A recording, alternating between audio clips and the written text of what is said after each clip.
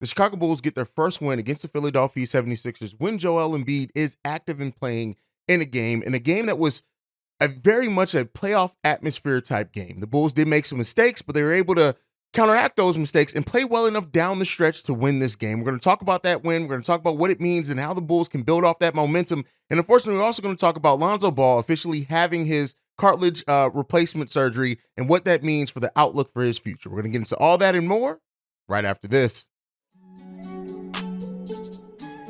You are now tuned in to Chicago Bulls Central, your number one place for all Chicago Bulls news and content.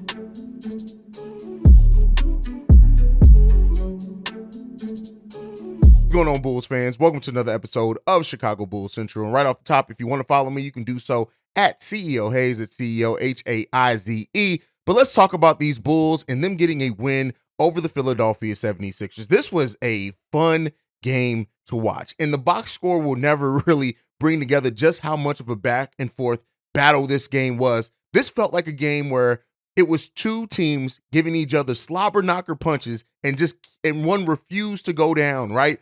This was a fun game. And when you look at the way that the Bulls continue to face adversity well, this game really brings all that together. The big three playing like a big three again, all scoring over 20 points, all having at least 3 steals, which is a rarity in the NBA as well. Apparently that they broke a record when it came to that. But the way that this game went, right? And the fact that the Bulls, they go down, they have the lead comes back, and they continue to fight. And so often, and there were so many opportunities in this game that throughout the season, you would have thought this was over for the Bulls. When the Philadelphia 76ers took a 4-point lead at one point in the fourth quarter, it felt like that was going to be the type of game that the Bulls just end up dropping and that they start jacking up shots or the defense starts playing lackadaisical. And they did not do that, right? This team continued to play their solid brand of defense. They continue to go through their offense to get good shots, take shots within the flow of the offense. They limited the turnovers. I think they only had 1 or 2 turnovers in all of the second half of the game, which is just huge for this team. And they just played well and responded well to a game that very much felt like a playoff game, facing an MVP candidate on the other side of the game. And one of the things that just really bring home this is the play of the big three, right? Is DeMar DeRozan with 25 points. He goes 10 of 22 in this game, 8 rebounds, 2 assists, 3 steals to DeMar DeRozan have. Nikola Vucevic with 21 points, only taking 12 shots, being very effective. At one point in this game, Nikola Vucevic kept taking it to Joel Embiid, and I think even got a foul call. I think Vuce got the 5th foul call on Joel Embiid, but he gets in 21 points, 12 rebounds, 4 steals, 2 assists, and then Zach LaVine as well, 26 points on 8 of 20 shooting. We want to see that be a little bit better. 7 assists, 3 steals, 1 block, 3 turnovers from Zach LaVine, one of them being one of the more head-scratching turnovers that I've ever seen. Him and DeMar both had just tough turnovers in this game.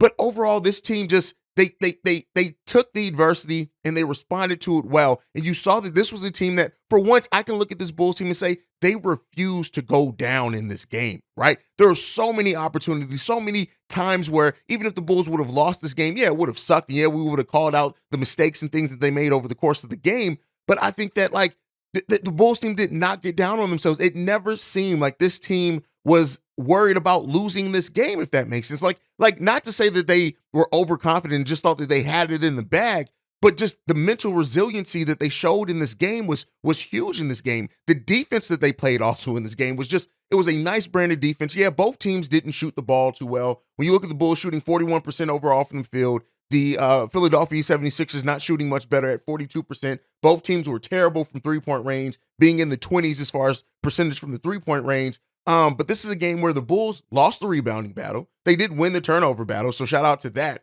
But they had 20 assists on 39 made baskets, didn't shoot the ball too well overall. And these are games that the Bulls usually would have lost. And that is the biggest, thing that you can look at as far as positives in this game, is that the Bulls get a win in the type of game that they've been losing this season that's been frustrating, that has really brought together just how disappointing this season has been. The Bulls play excellently down the stretch of this game. James Harden going 2 of 14 in this game. Ayo Dosunmu being on him a little bit, played pretty solid defense, but it was really Pat Bev. Patrick Williams, when he got switched on to James Harden, did pretty good as well. And I want to also talk about Patrick Williams' defense. Yes, if you look at the box score, Patrick Williams didn't shoot the ball effectively at all. He didn't shoot the ball much at all, but he gave effort defensively. He goes 1 of 6 from the field, but if you look at the defense he played in key possessions against Harden, someone Tobias Harris, he even got switched on Joel Embiid on a couple of possessions. When Pat Bev did foul out, it was Patrick Williams on Maxey who was cooking, and this is the way that Patrick Williams can continue to affect the game. In the pre-recorded episode yesterday, I told you guys I just wanted to see Patrick Williams have a positive impact. Figure out the way that you can add to this team, what you can bring to this game, and at least do that, even if your shot isn't falling. He did that last night, but no one is going, like, we cannot go over this game without talking about Derrick Jones Jr., right? A player that really brings together the whole next man up mentality. I know that was a thing for us last season more than this season, but Derrick Jones Jr.'s role has been inconsistent since he's been a Chicago Bull. But we now look at Derrick Jones Jr. and just him always being ready to contribute, always bringing the same energy, never coming in lackadaisical. We know that rhythm is important with sports and in basketball specifically, but Derrick Jones Jr., a player whose just role has been so up and down, is always ready to go. And he gets the game-sealing block and rebound in this game that just brings this game home for the Bulls, and he played solid defense throughout. He hit a big three. He missed a big three earlier, but he played hit a big three as well for the Bulls. While he was 1 for 4 from the three, the 1 3 that he hit was amazing for the Bulls. He had the highest plus minus on the team at plus 13. He played a great role for the Chicago Bulls last night, absolutely adding and helping us get this win, and I don't want to overlook it. But Patrick Beverley as well. We like Pat Bev. When this game went into overtime, in that first overtime period, and before the period started, you saw Patrick Beverley bring all the guys in who were going to be playing in that game and talking to them. His leadership is undeniable, right? It's undeniable what his leadership brings to this team. And so for a team that was missing those qualities, he's absolutely bringing that for this team, and we're seeing it pay off in resulting in wins. The Bulls now 8-4 since Patrick Beverley came on. And yes, it's not just Pat Bev. Zach LaVine has been playing much better throughout that stretch. Last 2 games, he hasn't shot the ball too well, but and just what that leadership, what being vocal on both sides of the ball means, and calling out what teams are trying to do, and helping players be in the right positions to help affect the play, and calling them out defensively. Like, Pat Bev has been a revelation for the Chicago Bulls team, and in a time where we face uncertainty of what the future point guard position is going to look like for the Chicago Bulls, I'm happy that Pat Bev is here helping lead, guide this team, go through the offense. He believes in Billy Donovan wholeheartedly. And so when you look at those type of things, this was a great game, a fun win for the Chicago Bulls to get over the second team in the East, the Philadelphia 76ers. They may have dropped in the standings now after this loss. I'm not sure. Haven't checked it for the Philadelphia 76ers, but it's really good to see your team respond in this way, in this type of game specifically. And the Bulls have faced a lot of playoff type games. It looks like the 76ers actually moved to third in the Eastern Conference, but just the Bulls' recent schedule has had a lot of playoff atmosphere type games. We're going to talk about what that's meaning for this team, but the Bulls face the Philadelphia 76ers again on Wednesday at home in the UC. Right now, James Harden, for example, is 8-44 shooting from the Chicago Bulls in the season series this season so far. Can the Bulls continue to build off that? Can they build off this momentum and use this towards heading towards the play-in? The Bulls have now separated themselves even further from the 2 teams below them. They held a 2-game advantage over the Washington Wizards and a 2.5-game advantage over the Indiana Pacers. Both those teams are on 2-game losing streaks. So in a time where the Chicago Bulls have a difficult schedule, we know that they're going to be facing some tough games in this stretch. And towards the back end of the season, it doesn't get easier for the Bulls, right? We face the 76ers again. We face Portland, who, even though Portland doesn't seem like they're going to the play-in or anything like that, they're still a tough team. As long as Dame Lillard's on that team, we know how they can put the ball in the rim, and it can get dangerous. They can score with the best of them. Then we face the Lakers, and then the Clippers, then the Lakers again, then there's the Charlotte game, Memphis, Atlanta, Milwaukee, Dallas, Detroit. That's our remaining 11 games to finish out this season, and it's going to be a tough 11 games to get that done. And with the lead that we currently hold over the Wizards and the Pacers, the Bulls playing well over the stretch is even more important, right? If the Bulls over these next 11 games can go above 400, if the Bulls can go 7-4 in these next 11 games, the Bulls will finish with a 500 record. in a season where we have struggled to get above 500 for the rest of the season, if the Bulls can play like they have been playing, just keep playing with that heart, keep facing the adversity the way that they've been facing it, and get to a 400 record for the season, it would be that would be wild with the way that this season has felt, the way that this season has gone. But the heart that the Bulls are playing with against some of the better competition in the NBA right now, and I'll say this, if the Bulls have that type of record going into the play-in, they will carry forth so much momentum with them. And I don't want to overlook what that momentum not only does for the team, the chemistry, their mentality, right? Playing with a little bit of an edge, discovering, hey, when we play with heart, we win with heart, right? It's different when you play with heart and you still lose the game. It's harder to continue to double down on that heart. But the Bulls are seeing success in a time where they're giving the right amount of heart, the right amount of effort, the right amount of defense. They're playing together as a team. Everybody's fitting into their roles a little bit better than what they have over the course of the season. And if the Bulls continue this, I do think that they can carry that momentum into the play-in tournament and possibly win the play-in tournament. I still have my doubts over the Chicago Bulls and what they can do in the first round of the playoffs, but I tell you what, we'll worry about that when we get to it. Right now, the Bulls are 8-4 in their last 12. If they can have a similar record and go 7-4 in their next 11, we're talking about a team that, yeah, still has struggled. It doesn't take away from how this team has disappointed at times this season. It doesn't take away from AK and Eversley really needed to look at this roster and make some significant changes, and one based off the Lonzo Ball injury, third surgery since he's been a Bull alone as well in that. We'll talk about that here in a second.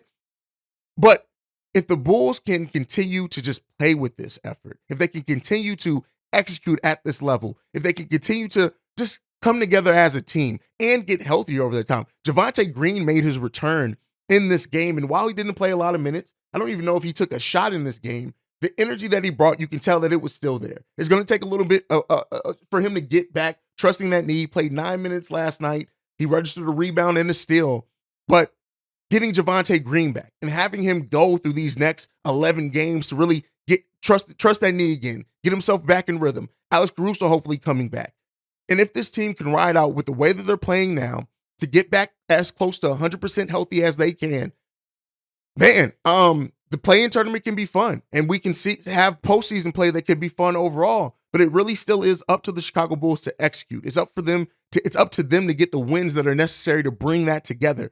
If they can do that, man, we're talking about a different season. This is a completely different Bulls team, not only because of Pat Beverly out there, but just in the way that they are responding to the adversity that's in front of them. It was probably 5 different things that happened in this game. The DeMar DeRozan turnover late where he just kind of fell asleep there. The Zach LaVine where he allowed, a player bumping into him, and then he just kind of more focused on trying to get the refs to make a call, and then, forces a turnover. The Philadelphia 76ers taking the lead briefly in the fourth quarter, and then again in the overtime period. Those are all things that we've seen from this team, and they get down on themselves, and then they get out the game.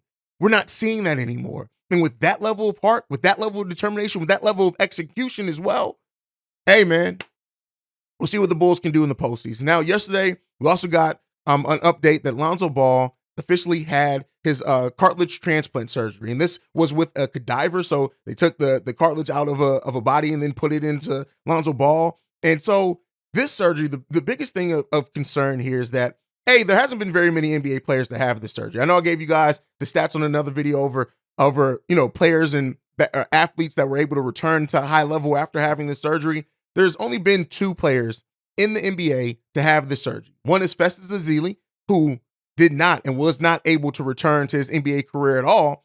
And then you had Jason Richardson, who never really returned back to being him or an impact player, but he did return back to playing NBA, and he's still, I don't know if he's still playing in the Big 3, but I know he played in the Big 3 and still shined and dazzled there. Now, the biggest concerns there is that both of those players, one never returned, and one, while returning to the NBA, was never the impact player, the player that he was before. And so that is now put to question, of course, can Lonzo Ball be the first player to ever come back at a high level after having this surgery? And you guys know, again, I have to be honest with my thoughts and my feelings here. Lonzo Ball is already somebody who comes back slower from injuries and heals at a slower recovery rate than it seems like the most players do. And so in a surgery and a type of a procedure that NBA players just have not come back from. Now, again, a lot of them have not had them. It's not like we have like 10 or 15 players that have had this surgery to really go off that history. It has brought into question even more what that future is going to be for Lonzo Ball. And head coach Billy Donovan had this to say. We all understand that it's going to be an uphill battle for him, but I know that he's going to do everything possible in his rehab to get himself back on the court. And I don't think anybody doubts Lonzo Ball wanting to get back on the court. But realistically, and this is something that I've said, and I don't think I'm going to waver from this at all. It doesn't mean that AK and Eversley are going to do this. They can make a completely different decision. But when you think about a surgery in which not many NBA players have had, the ones that have had it have not been able to come back at the level that they were. And then even if you look outside of just the game of NBA, not many high-level athletes and players have been able to come back from the surgery and actually have a meaningful career afterward, right? That's just the reality of it. Now, if Lonzo can be the first to ever do it, shout out to Lonzo Ball. It would be a great redemption story. I would love to see it. But at some point, you have to play the averages. And if I'm AK and Eversley going into this offseason, I'm absolutely attempting to file for that career-ending injury exception. And it sucks. Like I think everybody would want Lonzo here if he was going to be healthy. But when you look at the timetable to return, 18 months to return, shout out to him getting it early, right? But 18 months to return. At that point, you're going through a whole season and all of not this offseason coming up, the offseason after that, the majority of that as well, you're missing. I think that you have to try to file for that career-ending injury exception to give yourself that $20 million. Lonzo's going to get his money regardless, but this is still a business. You have to look at it as a way of what's going to put your team in the best situation. Yes, if Lonzo Ball was going to be healthy within that time, and considering this too, he only has 2 seasons left on his contract, and you're looking at missing the majority and even partial of another season after that, potentially with this timetable to return. So it sucks. It's unfortunate. It's disappointing. It's sad. It's just downright sad for Lonzo Ball. And like I've said before, this is bigger than basketball. And this is a life thing for Lonzo Ball. But when you're the Bulls and you run this team, you have to look at the organization and you have to look at what's going to help your organization the most. And unfortunately, I really do hope that the Bulls consider trying to file for that exception. That really gives the Bulls a huge tool to use to add to this team this offseason. But you guys can let me know what you think down below. What do you think on the chance that Lonzo Ball does return? Do you think that AK and Eversley should maybe just, go the business route and just file for that career-ending injury exception? Let me know what you guys think on that one down below. But that is it for today's episode of Chicago Bulls Central. Make sure you're following the show at Bulls Central Pod. You can send us any feedback, questions, comments, concerns, bullcentralpod@gmail.com. Lastly, if you want to leave a text message and our voicemail, the number to do so, 773-270-2799. We are the #1 spot for everything Chicago Bulls related because of you guys. And like I like to end every episode on, go Bulls. Love you guys. See red if you can, y'all. Peace. This has been a presentation of the Break Media.